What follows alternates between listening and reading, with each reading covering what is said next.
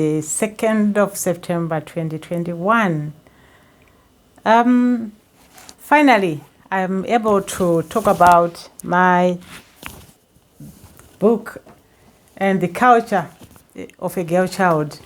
This is my book that I wrote, The Superpower of the Girl Child. In this book, I was looking at the girl child, the consequences that we meet along the way as we grow up in our African culture. I'm born Zimbabwean, but I live in UK. There are a lot of things that I've met in life here and there, and for that reason, I found it in myself that I just want to explore more from the journey that I traveled and where I am today. So follow me on my journey as a girl child.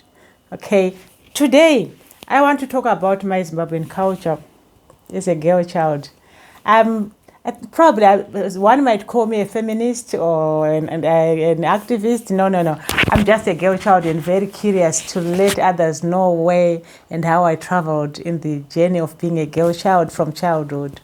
And now that I'm a great-grandmother, I'm now talking about where I am now so that I can impact that to the young ones who are growing behind me. We've got a lot of cultures in Zimbabwe, quite a lot, so much that you find in as many as the people of Zimbabwe's cultures are, but we all seem to follow the same pattern because from childhood we are taught you are a girl child.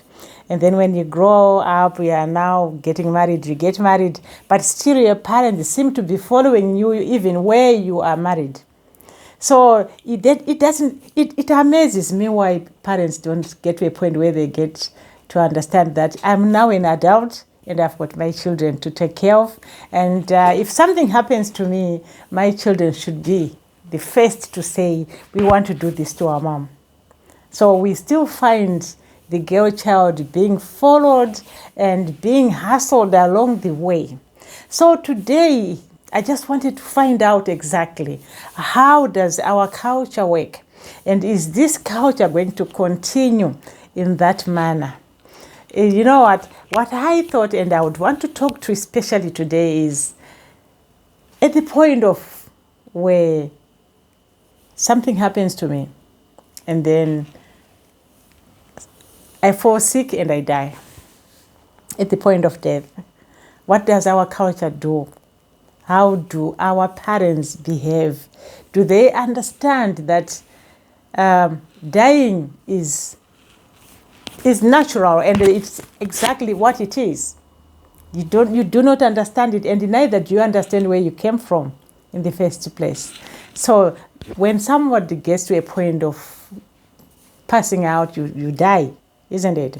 So in this culture, I'm asking about, I'm married, I've got my children, I've got my husband, and as a family, when you start a family, you start buying properties, you start buying this, you want that photo behind me, maybe you want that cabinet there so that you can put your cosmetics in, maybe you want that kitchen which is spacious, and you want these pots and whatever.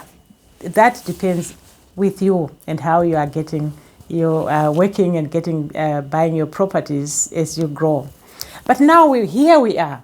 We have got to a point whereby death robs one of us. How are the parents reacting to this? I've met quite a few instances where the boy child is asking, was it even worth getting married?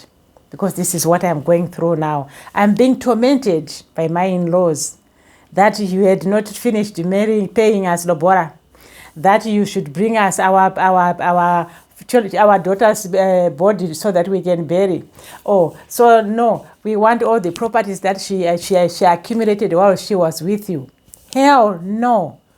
Where are the parents and when are they going to stop and know that I am now somebody's wife? I'm a mother of children, so those children should be responsible together with my husband, they should make a choice of where they want to bury me. So that next time they want to bring flowers, they want to come and have a memorial service, the parents themselves, why are you not contented that you have got your husband there, you have got your wife there? What you do, ourselves as children, we will come to visit where you are.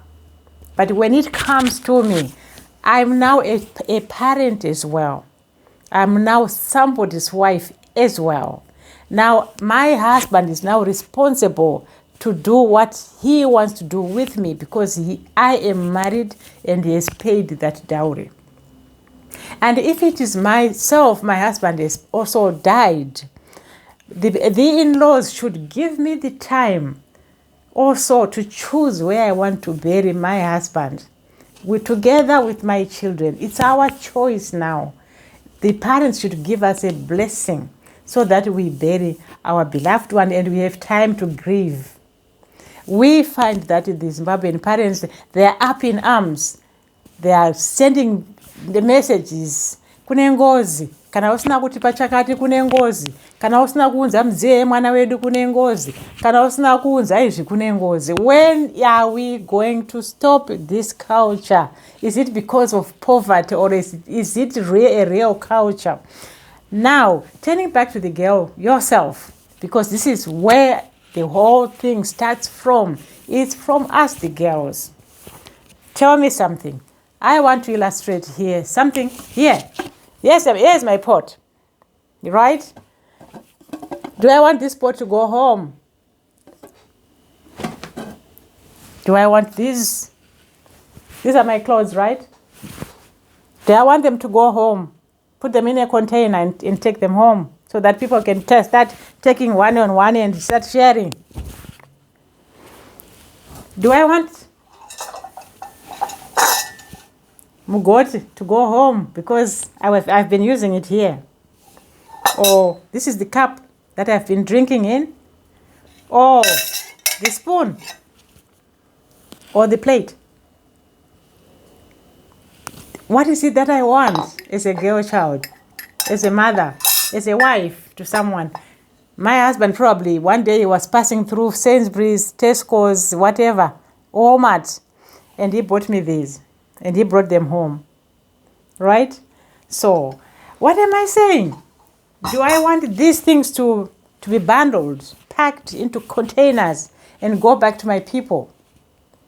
And so, if so, what is the culture telling us to do?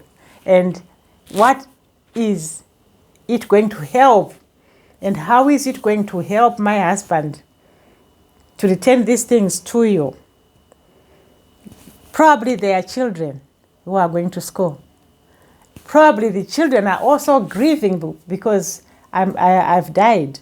And my children need time to grieve together with their father. But as parents, they are always constantly sending a barrage of messages. They want money because you didn't finish paying our robola because hauna kunge wakazopedza pfuma yedu mombe yedu tiri kuida kana kusina kuiunza tichaita ngozi. When is the culture going to stop? When is the time that our parents gives us a blessing?